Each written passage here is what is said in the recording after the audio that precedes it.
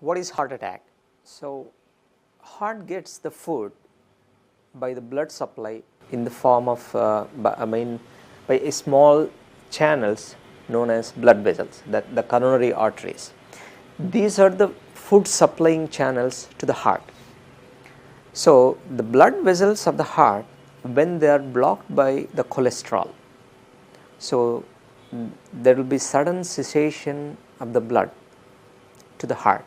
So, this results in what is known as heart attack. That means the heart is deprived of its blood supply because of some block in its blood vessel.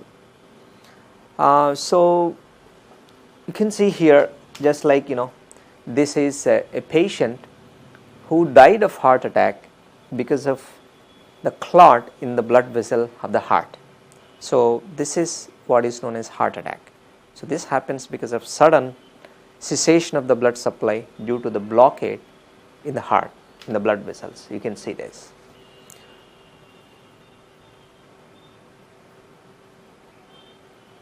Okay. So, and why only someone, only some people will get heart attack.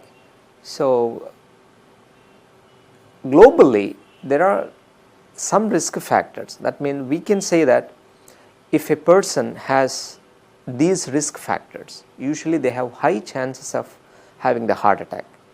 So, the most commonly identified risk factors are if a patient is diabetic, hypertensive, that is high blood pressure, and having high cholesterol, heavy smoker, or obesity, and family history. Sometimes the effect of genes can produce heart attack, and